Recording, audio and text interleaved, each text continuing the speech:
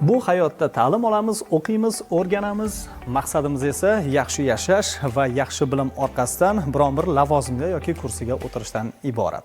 Va aynan buni maqsadlarimiz yo'lida esa ta'lim olish kerak va buni esa hayotda qo'llay olish har bir yoshning katta muvaffaqiyati deyishimiz mumkin. Bu muvaffaqiyatga erishish uchun esa davlatning ko'magi zarur. Albatta bugungi kunda nafaqat mahalladagi quyi tizimdagi yoshlarni birdek qo'llab-quvvatlash, shuningdek maktab hamda oliy ta'lim muassasalari bitiruvchilarini ham qo'llab-quvvatlash maqsadida davlat rahbarining tegishli topshiriqlari va tegishli qaror farmonlari qabul qilingan. Aynan mana shu topshiriqlarning ijrosi sifatida ham Jizzax viloyatida yoshlar bilan ishlash, ayniqsa oliy ta'lim muassasalari bitiruvchilarini ta'minlash tizimli yo'lga qo'yilganmi va bugungi kunda yoshlarimiz bu imkoniyatlardan qay darajada foydalanyapti? Shu kabi savollarimizga javob olish maqsadida ko'rsatuvimizning tasvirga olish jarayonlarini boshlamoqdamiz va bugungi ko'rsatuvlarimizning hamma qahramonlarning fikrlarini e'tiboringizga havola etamiz. Shunday ekan, bizdan yiroqlashmang, tomosha qilishda davom eting. Bugungi kunda yoshlar bandligi davlat siyosatining eng muhim yo'nalishlaridan biri. Ayniqsa oliy ta'lim muassasalarini tamomlab, mehnat bozoriga kirib kelayotgan bitiruvchilarni ish bilan ta'minlash masalasi dolzarb ahamiyat kasb etyapti. Jizzax viloyatida ushbu masala tizimli va aniq reja asosida olib borilmoqda. O'tgan yil yakunlariga nazar tashlaydigan bo'lsak, viloyatdagi 5 ta oliy ta'lim muassasasini jami 8276 nafar talaba tamomlab, mustaqil hayot sari ilk qadamini qo'ydi. Bugungi kunga qadar ularning 4578 nafarining, ya'ni 55% bandligi ta'minlandi. E'tiborlisi shundaki, bitiruvchilar bandligini ta'minlashda Jizzax viloyati oldingi yillarda ham yuqori natijalarga erishgan. 2023-2024 o'quv yilida oliy ta'lim muassasalarining 5482 nafar bitiruvchisidan 5076 nafari, ya'ni 92,6% ning bandligi ta'minlangan. Bu raqamlar amalga oshirilayotgan siyosat va dasturlar o'z samarasini berayotganini yaqqol isbotlaydi. Bu hali yakun emas, balki boshlangan katta jarayonning dastlabki natijasidir. Dilrabo Mamatjonova ana shu tizim orqali bandligi ta'minlangan talabalardan biri. Ayni kunda Dilrabo ham magistr bosqichida ta'lim oladi, ham shu oliy dargohda dars beradi. Prezidentimiz o'sha hozirgi kundagi olib borayotgan islohotlardan juda ham xursandman. Nima uchun? Sababi 2021-yilda ilk marotaba talaba bo'lganimda boshida bizda ishlash imkoniyati juda ham kam bo'lardi. Lekin biz hozirgi kunda o'qishni bitirgan bo'lsak-da, magistraturada o'qiyotib ham ishlashga, ham o'qishga imkoniyatimiz, sharoitimiz bor. Va bu uchun prezidentimizning tashabbuslari hammasi juda ham quvonarli va bu 4 yil men uchun umuman qaytarilmas va qiziqarli xotiralarga boy o'tdi. Bu uchun ustozlarimga, birga kursdoshlarimga hammasiga rahmat, chunki haqiqiy talabalik onlarini aynan mana shu universitetda his qildim va hozirgi kunda bizga shunaqa imkoniyat berdilar. Aynan o'zimizni bitirgan oliy ta'limni bitirgan talabalar hozirgi kunda magistraturada ham o'qib, ham universitetda ish bilan ta'minlangan. Bu imkoniyat ham biz uchun, ham universitetimiz uchun juda ham quvonarli bo'ldi, sababi biz o'qiyotgan joyimizning o'zida ish bilan band bo'ldik. O'qituvchilarimiz bilan ham faoliyatimizda birgalikda ilmiy ishlar olib borishimizda juda ham qo'l keldi. Birinchi marotaba shu universitetga talaba bo'lib kelganimizda ta'lim kreditlaridan foydalanganmiz va boshida birinchi yil bo'lgani uchun bu foizli bo'lgan. Lekin keyingi yillarda davlatimiz rahbari tomonidan foizsiz kontrakt to'lovlari to'lab berildi. Mening yo'nalishim bugungi kunda kibersport yo'nalishi. Aynan universitetda ham kibersport faoliyatini rivojlantirish uchun, qizlar bilan alohida birgalikda ishlash uchun kibersportxonada faoliyat yuritib kelaman. Bizda hozirgi kunda 2 ta jamoamiz bor. Ularning biri Case 2 yo'nalishida faoliyat olib borsa, ikkinchisi Valorant yo'nalishida o'z faoliyatlarini olib borishadi. Ikkalasida ham 5 nafardan ishtirokchilarimiz bor. Prezidentimizning tashabbuslari bilan nafaqat O'zbekistonda, balki Markaziy Osiyoda yagona bo'lgan kiber arena qurib bitkazildi va foydalanishga topshirildi. Aynan bu foydalanishga topshirilish jarayonida prezidentimiz shaxsan o'zlari tashrif buyurdilar va arenamizni to'laqonli ravishda ochib berdilar. Hozirgi kunda arenamizda ham yuzlab ishtirokchilar bor, u yerda faoliyat olib borayotgan xodimlar bor. Biz hammamiz bu arenada o'zimizni faoliyatimizni boshlaganmiz. Hozirgi kunda esa universitet talabalari uchun bu faoliyatni davom ettirib kelmoqdaman. Kibersport bu mantiqiy fikrlashni rivojlantirishga juda ham yordam beradi va umuman olganda darsga xalaqit bermagan holatda biz talabalar bilan darsdan tashqari holatda bu faoliyatni davom ettiramiz. Talabalarimizda ko'p narsa kuzatiladi, qiziq jarayon kuzatiladi. Boshlanishida hamma kibersportni yomon deb o'ylashadi, lekin talabalarimiz kibersport o'yinlarini o'ynagandan keyin shunaqa natija bo'ladiki, ularda xotiralari ancha yaxshilangan bo'ladi. Ya'ni imtihonga kirganda oldin bitta testni eslab qolish olmagan bo'lsa, hozir ikkita uchtalab test javoblarini mana shu edi deb sraz yozib chiqishadi. Bu yana bir tarafdan mantiqiy fikrlashga ham, xotirani kuchaytirishga ham yordam beradi. Hozirgi kunda universitetimiz o'zida, misol uchun 50 nafar magistrant qabul qilingan bo'lsa, lekin universitetni bitirgan 17 nafar talabalar, o'zimizning talabalarimiz hozirgi kunda magistraturada ham o'qib, ham aynan mana shu universitetda men bilan birga hamkasb sifatida faoliyat olib borishadi. Undan tashqari boshqa hududlardagi bizning tengdoshlarimiz ham hozirgi kunda o'z bandliklari bilan har xil yo'nalishlarda faoliyat olib borib kelishmoqda. Aynan bitiruvchi sifatida prezidentimizni bu tashabbuslarini qo'llab-quvvatlayman va minnatdorchilik bildiraman, chunki biz yoshlarga haqiqatdan ham juda to'g'ri vaqtda bu qarorlarni chiqarib berishdilar va bu imkoniyatlar uchun barchasi uchun prezidentimizga rahmat aytamiz. Jizzaxda bandlikka ega bo'lgan bitiruvchilar tarkibiga e'tibor qaratadigan bo'lsak, 2473 nafar bitiruvchi doimiy ish joyiga ega. 1900 nafari o'z tadbirkorligini yo'lga qo'ygan, 255 nafari dehqon xo'jaligi tashkil etgan, 759 nafar bitiruvchi 2 yoshga to'lmagan bolani parvarish qilish ta'tilida. Bu raqamlar shuni ko'rsatadiki, yoshlar nafaqat ishga joylashmoqda, balki tadbirkorlik, qishloq xo'jaligi va mustaqil daromad manbalarini yaratish orqali ham iqtisodiy faollikka kirishmoqda. O'tgan yilda oliy ta'lim muassasalari bitiruvchilar bandligini ta'minlash yo'nalishida aniq bir tizimli chora-tadbirlar amalga oshirildi. Xususan, 10 ming nafardan ortiq bitiruvchilar bo'sh ish o'rinlari yarmarkalariga jalb etilib, ularning qariyb 65-70% doimiy ish bilan ta'minlandi. Davlat va xususiy sektor bilan hamkorlikda korxonalar va tashkilotlar bilan aloqalar yo'lga qo'yildi 300 dan ziyod.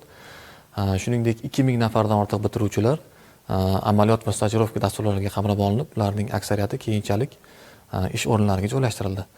Hurmatli prezidentimizning 2025-yil 14-fevraldagi oliy ta'lim bitiruvchi yoshlarni bandligini ta'minlashga ko'maklashish bo'yicha qo'shimcha chora-tadbirlar to'g'risidagi qarorlariga asosan 207 ta loyihalar Milliy bank tomonidan moliyalashtirildi, yangi tadbirkorlik subyektlari tashkil etildi. Kelajakka qadam markazlar tashkil etilgan oliy ta'limlarda ushbu markazlar faoliyati uzluksiz nazorat qilib boriladi, ya'ni ularning o'sha har chorakda bitiruvchilarni bandligini ta'minlash bo'yicha qayerda qanday ish o'rinlari bor va ularning qiziqishidan kelib chiqib ishga joylashishga ko'maklashish yoki bo'lmasam startap g'oyalari asosida tadbirkorlikka jalb etish yo'nalishlari bo'yicha onlayn yoki offlayn konsultatsiyalar berib borilyapti markazlarda.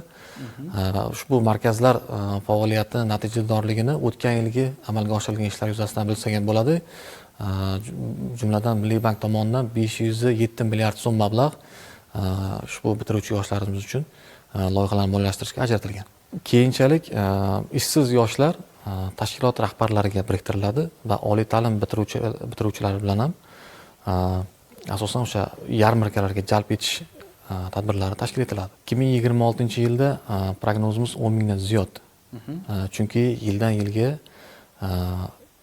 bandlikni ta'minlash bo'yicha amalga oshirilayotgan ishlar sezilarli darajada oshib boryapti. 2025-yilda 8 ming yoshlar bandligi ta'minlangan bo'lsa, 2026-yilda 10 ming nafardan ziyod bitiruvchilar bandligini ta'minlash reja qilingan. Bandligi ta'minlangan yoshlardan yana biri bu Ahror Abdug'aniyev. IT Park Jizzax filialida faoliyat olib borayotgan yosh dasturchilardan biri. Oliy dargohning bakalavri bosqichidayoq axborot texnologiyalarini puxta o'zlashtirgan Ahror o'tgan yili O'zbekiston Milliy universiteti Jizzax filialining magistratura bosqichini ham yakunlab, ayni shu sohada ishini davom ettirdi. Bu yakunda nafaqat o'zining bandligi, shuningdek 23 nafar tengdoshlarini ham turli loyihalarga jalb etgan. Muhtaram prezidentimiz biz yoshlarga juda ko'plab imkoniyatlar yaratib bermoqda. Mana shu imkoniyatlardan unumli foydalangan holatda biz ham 2021-yilda mana shu IT kompaniyamizni ochganmiz va hozirgi davrda IT kompaniyamiz IT Park rezident hisoblanadi. Mana qisqa vaqt ichida IT kompaniyamiz anchagina rivojlandi. Bu ham bir prezidentimizni biz yoshlarga bergan imkoniyatlaridan natijasi desak bo'ladi.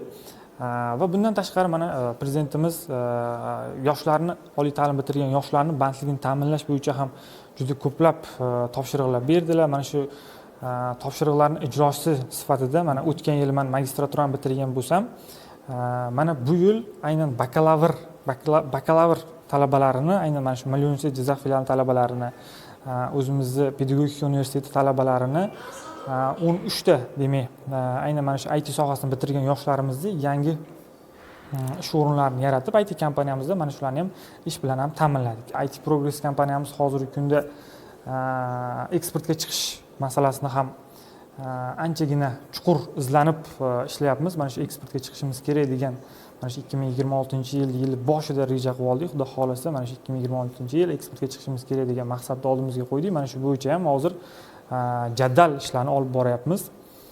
Bundan tashqari aynan bizda IT ta'lim ham bor, albatta.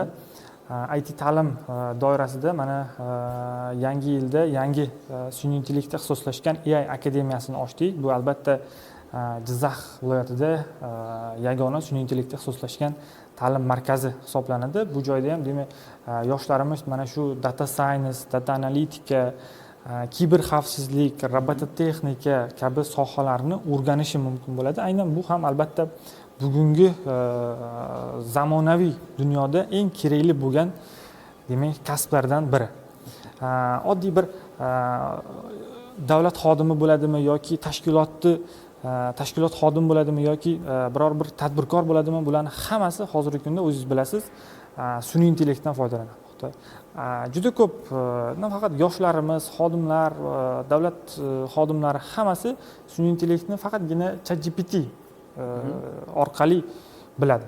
Lekinda sun'iy intellekt o'zi bu juda katta narsa, juda keng qamrovli narsa. Aynan mana shu AI akademiyamizda ham mana shu narsalarni hammasini shunga xuddi ChatGPT ga o'xshagan modellarni yaratishni va hokazo shunga o'xshagan narsalarni ham biz o'rgatamiz mana shu Jizzaximiz yoshlariga.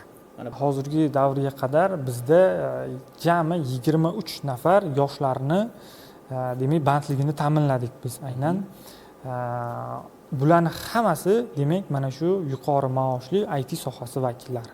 Aynan hammasi hozirgi kunda o'zimizni O'zbekiston bozoriga mahsulotlarimizni sotayotgan bo'lsak, mana shu dasturchilarimiz orqali. Endi kelajakda endi harakat qilyapmiz mana shu chet elga ham o'zimizni mahsulotimizni sotishdi. Yoshlarning nafaqat bitirgandan keyin, balki talabalik davridayoq daromad topishi uchun ham sharoitlar yaratilmoqda. Talabalar bo'sh vaqtida startaplar ustida ishlash va tajriba orttirish imkoniga ega. Xususan, Jizzax davlat pedagogika universitetida haftaning 2 kuni ish joyida bo'lish tamoyili asosida 8348 nafar talaba umumta'lim maktablarida faoliyat olib bormoqda. Bu tizim talabalarga amaliy tajriba, daromad, kelajakdagi ish joyiga tayyorgarlik imkonini bermoqda. Men Muhiddinova Nasiba, Qoraqalpog'iston Respublikasi Nukus shahridanman. Jizzaxga o'qish uchun kelganman. 2021-yil Jizzax davlat pedagogika universitetiga boshlang'ich ta'lim yo'nalishiga o'qishga kirganman.